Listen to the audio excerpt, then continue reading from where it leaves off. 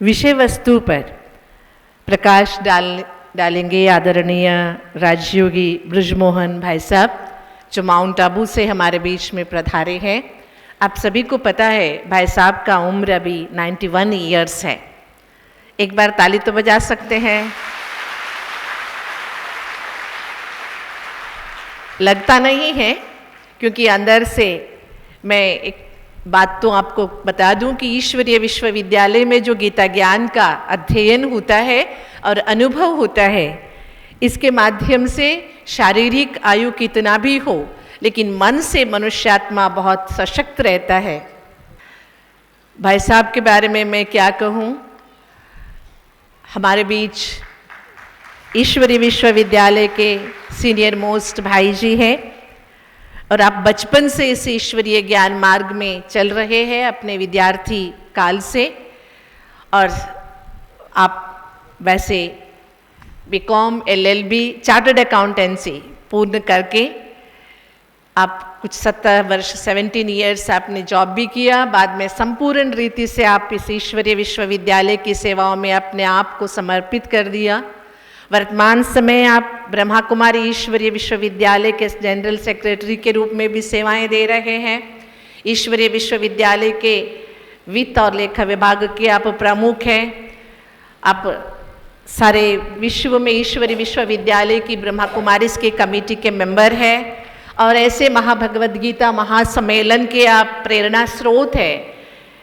आपके अंदर एक दृढ़ता है, गीता ज्ञान से पुनः भारत रामराज्य अवश्य बनेगा, क्योंकि गीता ज्ञान दाता के द्वारा दिया हुआ गीता ज्ञान ही पुनः भारत को रामराज्य के रूप में स्थापित करने में सक्षम होगा। इसलिए अपने जीवन से, अपने चिंतनों से, अनेक टीवी चैनल के माध्यम से दिन रात आप सेवाएं करते हैं। इस उम्र में भी आप सवेरे हमारे ब्रह्मा कुमारी संस्था में मॉर्निंग 3:30 से अमृत वेला मेडिटेशन होता है। आप कहाँ से भी कितने भी थक कर आए, लेकिन आप ज़रूर 3:30 अच्छी तरह से तैयार होके, नहा धो के, पूरी तरह से तैयार होके आप उस अमृत वेला के मेडिटेशन सेशन में उपस्थित रहकर सभी को योग कराते भी है, खुद भी करते हैं। एक उदाहरण है कि शारीरिक आयु मानसिक चिंतन के लिए कभी बाधा नहीं बन सकता है। ऐसे हमारे प्रेरणा स्रोत अनुभवी आदरणीय भाई साहब विषय वस्तु पर प्रकाश डालेंगे। आदरणीय भाई साहब। ओम शांति। आज के इस उद्घाटन सत्र में उपस्थित महासंतगण, ब्रह्मा कुमारी के राजयोगी और सभा में उपस्थित मैं देख रहा हूँ बहुत सारे योगा प्रेमी और योग को गीता के योग को जीवन में धारण करने वाले भाई बहन आए हैं। बहुत खुशी का विषय है। इतने सारे संतों के विचारों का सार सुनने के लिए आपको यहाँ मौका मिलेगा। आज हम एक बहुत ही व्यक्तिगत लाभ का और हमारी सारी मानवता के लाभ का और उसके सोच का विषय लेकर के हम यहाँ बैठे हैं। राम राज्य की पुनः स्थापना। आज हम राम राज्य से कितना दूर आ गए हैं, पहले तो ज़रा ये सोचिए कि भारत आदिकाल के भारत में, भारत देवभूमि थे जब, तो वहाँ विश्व महाराजन और विश्व महारानी देवी देवताओं का चक्रवर्ती राज होता था। तो उसमें महाराजा श्री रामचंद्र जी और सीता जी का राज राम राज्य कहलाता था। अपने सामने चित्र लाइए कि उस राज्य में राज्य सिंहासन पर महाराजन और महारानी दोनों विराजमान हुआ करते थे। आपने देखा होगा चित्रों में, चाहे वो श्री लक्ष्मी श्री नारायण हो, चाहे श्री राम सीता हो, वो महाराजा महारानी राज सिंहासन पर विराजमान होते थे। उनके 2 ताज होते थे, उनके पवित्रता का भी ताज होता था और राज सत्ता का भी ताज होता था। 2 ताजदारी महाराज और महारानी उसके बाद देवी देवताओं के युग के बाद सारे विश्व में कभी नहीं हुए। या तो राज सत्ता वाले हुए हैं या धर्म सत्ता वाले हुए हैं।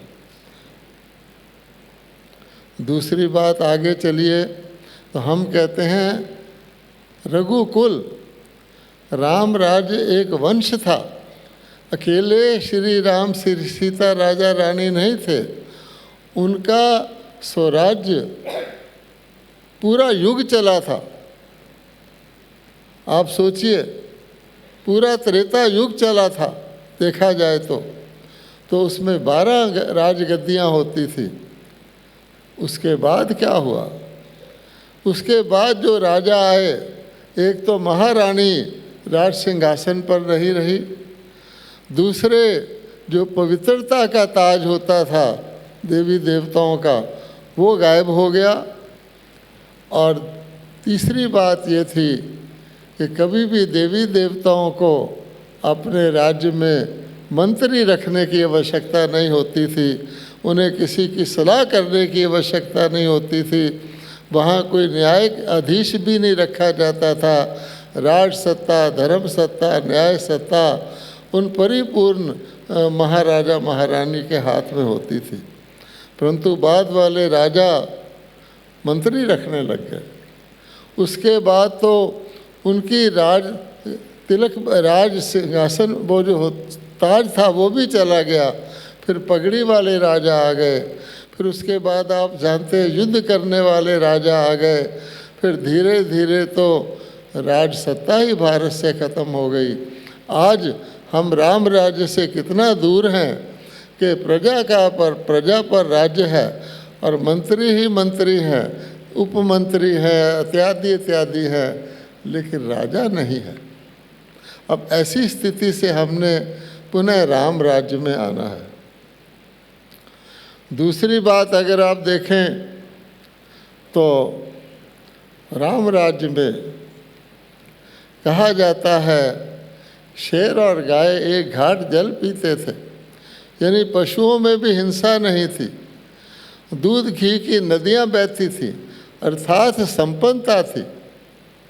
तो आज अगर आप सोचें, अगर सुबह के वक़्त आप सोचें कि विश्व के 850 करोड़ आत्माओं में अगर 700 करोड़ भी ले लें जो मांसाहारी हैं, तो कितने जानवर एक व्यक्ति के लिए रोज़ अगर 2 भी कटते हों, आप सोचिए, चाहे वो हवा के बेचारे बेज़बान जानवर हों, चाहे धरती के हों, चाहे समुंदर के हों, इतने जानवरों का खून खराबा होता, उसके खाने वाले आसुरी बुद्धि वालों की बुद्धि कैसी होगी। कहाँ शेर गाय एक घाट जल पीने वाले, अहिंसा परमो धर्म। और आज हम अपने ही देश में भी हम देखते हैं, चाहे हमने अयोध्या में श्री राम जी का मूर्ति स्थापित की, लेकिन क्या हम वहाँ उस नगरी में भी मांस कटने को रोक पाते हैं? मैं तो समझता हूँ कि वहाँ 5 स्टार होटल वगैरह होते हैं, उसी प्रकार से वहाँ मांस भी कटता होगा, और उस प्रकार के लोग जो राम की प्रजा के लायक नहीं हैं वो भी वहाँ निवास करते होंगे। उसके बाद वहाँ तो देवी देवताओं को अति इंद्रिय सुख और नारायणी नशा यथा राजा तथा प्रजा रहता था।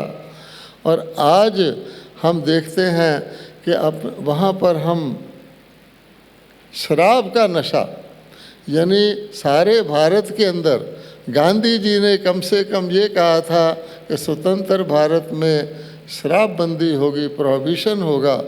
कुछ समय किया, लेकिन गांधी जी ने तो कहा, पर वो कहते ये तो राम राज्य नहीं है, ये तो दूसरे नाम का राज है। तो धीरे धीरे हमारे देश वालों ने धीरे धीरे करके सभी प्रांतों में उसको पुनः खोल दिया। एक प्रांत में भी थोड़ा सा बंद है, उसको भी कई गोल मोल तरीके से खोल रहे हैं। तो बताइए, एक तरफ संत महात्मा लोगों को सद्बुद्धि देते हैं और एक सबकी बुद्धि को खराब करके खाली ऐसे पैसे कमाने की खातिर जो हमारे सारे समाज में, सारे परिवारों में इस प्रकार का मदिरा पान करवाया जा रहा है, वो राम राज से हम कितने दूर आ गए। इसी प्रकार से अगर हम अश्लीलता देखें, यानी जिसको हम भ्रष्टाचार कहते हैं, दुराचार कहते हैं, पापाचार कहते हैं, कहाँ हमारे वहाँ देवी देवताओं की दुनिया थी। लक्ष्मण जी का आप देखिए, चरित्र देखिए, और कहाँ आज की दुनिया में, उस भारत में जो देवी देवताओं का देश था, कितने शर्म की बात है कि आज काम विकार इतना फैल गया है, इतना फैल गया है। सरकार कई प्रकार की तरक्कियां कर रही है, धर्म स्थानों के अंदर बड़े बड़े नए इमारत बना रही हैं, लेकिन क्या वो चरित्र का निर्माण जिसमें पावनता हो, जिसमें मातृशक्ति को देखा जाए। साधु महात्मा भी आप देखते हैं अपने नाम के साथ सरस्वती की डिग्री टाइटल लगाते हैं कि सरस्वती माता है। तो हमारे देश में ये हालत हो गई है, तो हम राम राज्य से कितना दूर आ गए हैं। अब ऐसी स्थिति से पुनः राम राज्य लाने का अर्थ क्या होगा? उसका अर्थ ये होगा कि हमारे समाज में हिंसा ना हो। एक तो पशुओं की हिंसा, एक अन्य प्रकार की हिंसा। तो गीता के भगवान ने 5 प्रकार की हिंसा बताई है कि 5 विकार ही हिंसा हैं।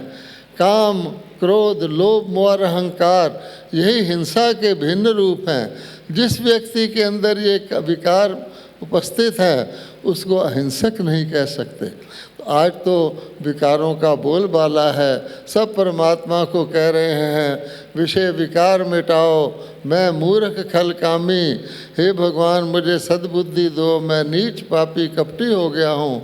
इसलिए अगर राम राज्य को पुनः ला सकते हैं तो परमात्मा गीता के भगवान ही ला सकते हैं, जिन्होंने गीता में इन्हीं विकारों को नरक के द्वार कहा है और कहा है कि इन पर विजय पाने वाला ही, इंद्रियों पर विजय पाने वाला ही जो है, 100 के ऊपर राज्य करने वाला ही राम राज्य में प्रजा बनेगा।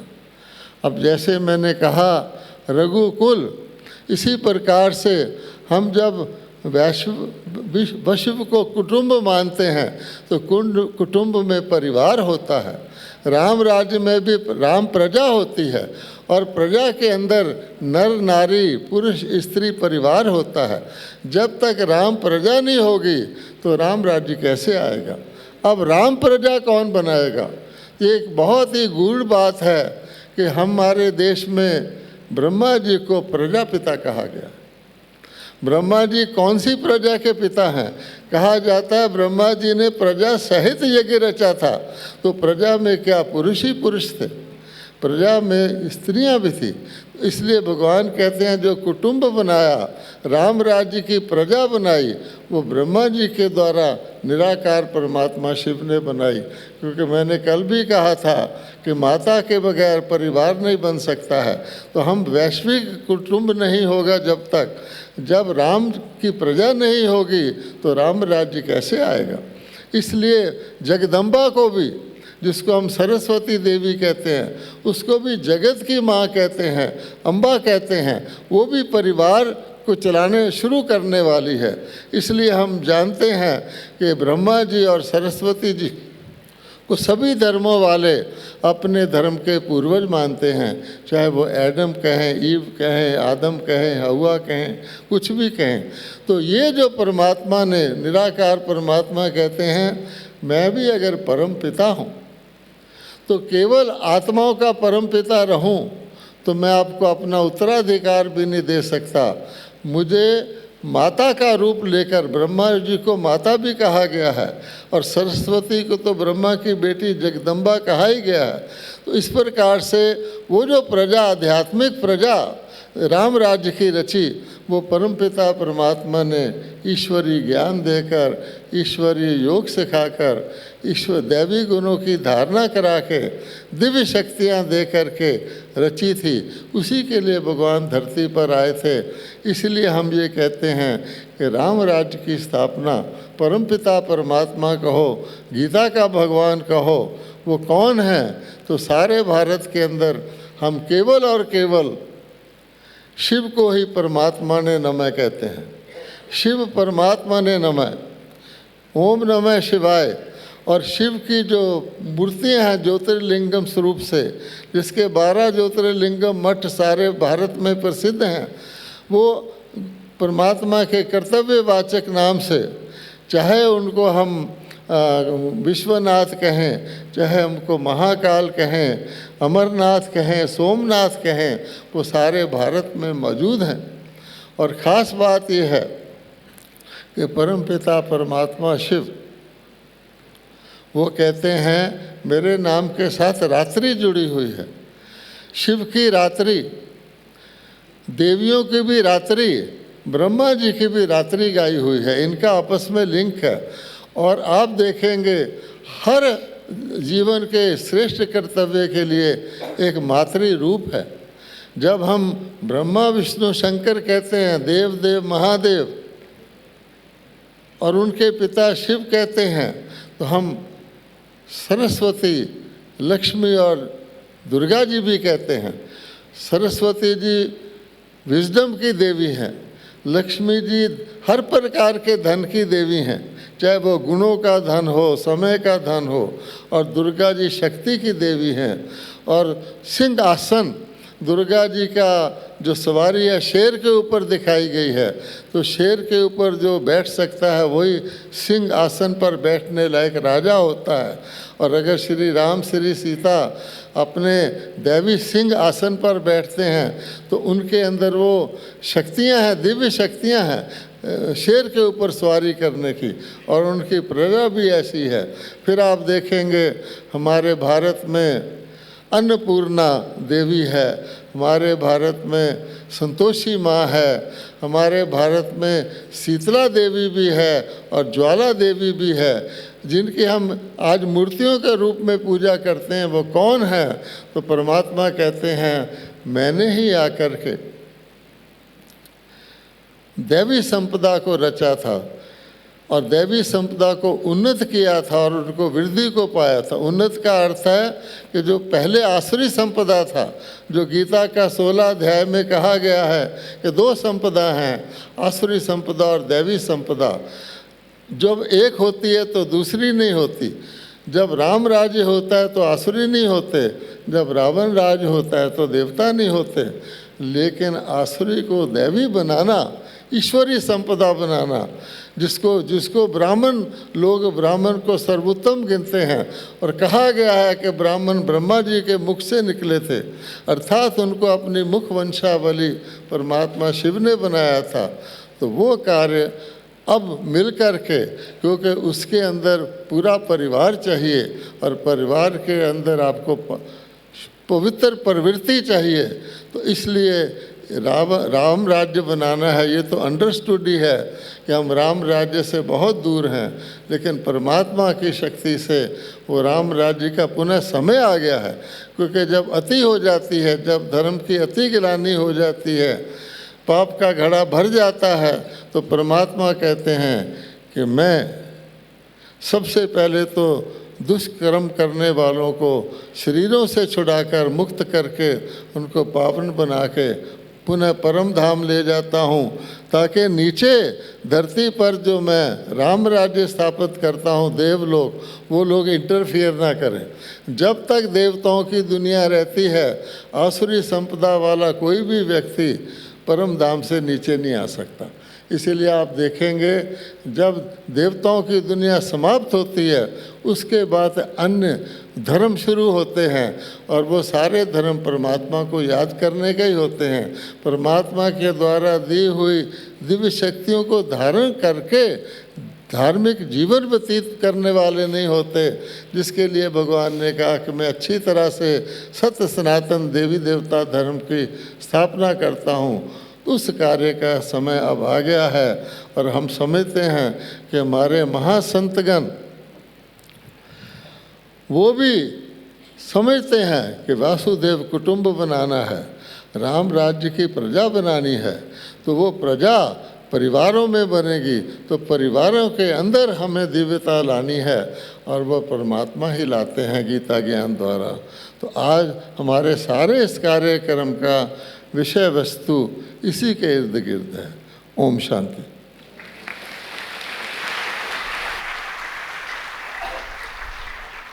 बहुत बहुत धन्यवाद आदरणीय भाई साहब का। त्रिविधम नरकस्येदं द्वारम नाशनमात्मनः कामः क्रोधः तथा लोभः एतत्त्रयं त्यजेत। ये गीता महावाक्य को याद दिलाते हुए भाई जी ने हम सभी को रामराज्य लाने के लिए जीवन में त्रिकरण शुद्धि होने की ज़रूरत है। इसीलिए त्रिकरण शुद्धि के लिए दृष्टि शुद्धि होना, वाक शुद्धि होना, जीवन शुद्ध बनाना, आहार को शुद्ध बनाना बहुत ज़रूरी है। कहते हैं रघुकुल रीत सदा चले आए, प्राण जाए पर वचन न जाए।